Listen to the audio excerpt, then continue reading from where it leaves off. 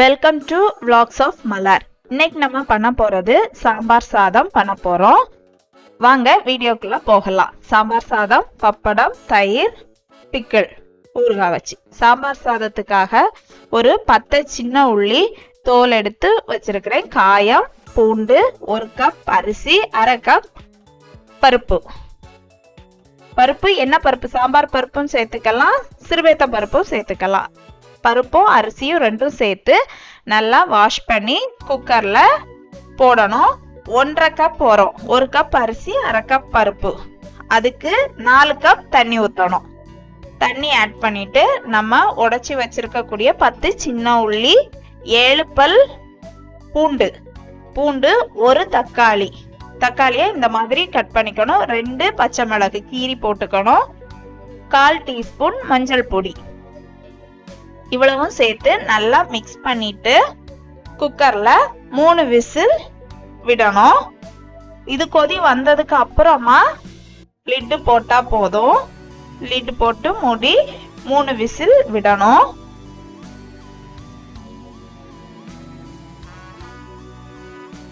இது விசில் வர்றதுக்குள்ள நம்ம இதுக்கான சாம்பார் சாதத்துக்கான காய்கறிகளை வெட்டி ரெடி பண்ணிடலாம்.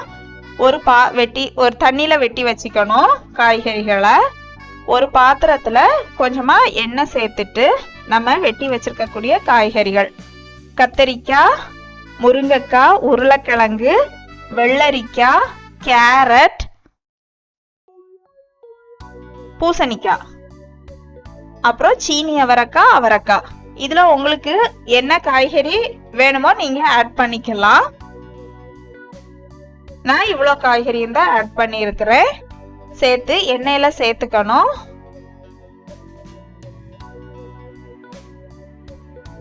சேர்த்து வதக்கி கொடுக்கணும். காய்கறிகளோட பச்சை ஸ்மெல் எல்லாம் போய் அந்த காய்கறிகள் கொஞ்சம் வேகணும்.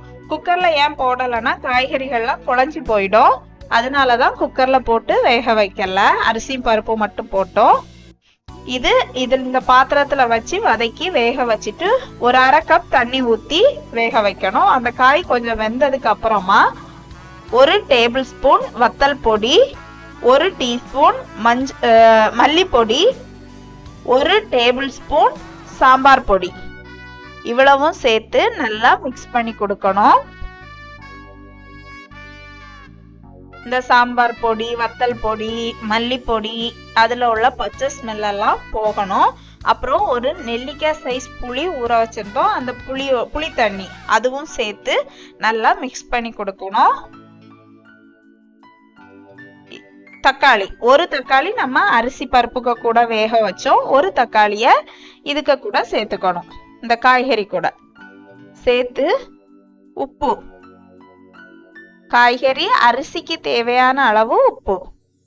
ஏன்னா அரிசி பருப்புக்கும் நம்ம உப்பு போட்டு வேக வைக்கல, அதனால காய்கறியில உப்பு கொஞ்சம் கூடுதலாவே போட்டுக்கணும். அதுக்காக ரொம்ப கூடிட வேண்டாம். குக்கர்ல 3 விசில் வந்து ஓபன் பண்ணியாச்சு. அதுக்கப்புறமா ஓபன் பண்ணி பாத்தீங்கன்னா இந்த அளவு வெந்திருக்கு. அப்புறம் எல்லாம் சேர்த்து மிக்ஸ் பண்ணி விட்டுட்டு நம்ம காய்கறிகள்லாம் வேக வச்சிருந்தோம்ல மசாலா போட்டு, அந்த மிக்ஸையும் இந்த ரைஸ் பருப்புக்கு கூட அரிசி பருப்பு கூட சேர்த்து நல்லா மிக்ஸ் பண்ணி விட்டுறணும். எல்லாம் அந்த மசாலா, புளிப்பு, எரிப்பு எல்லாமே அரிசி பருப்போடி நல்லா சேர்ற மாதிரி நல்லா மிக்ஸ் பண்ணி விட்டுறணும்.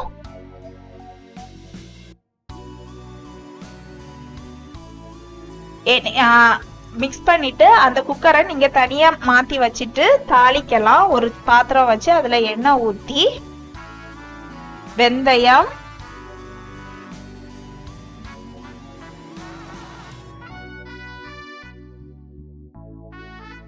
வெந்தயம், கடுகு, ஜீரகம் சேர்த்து அது ஃப்ரை ஆகணும். ஃப்ரை ஆனதுக்கு அப்புறமா கருவேப்பிலை சேர்த்து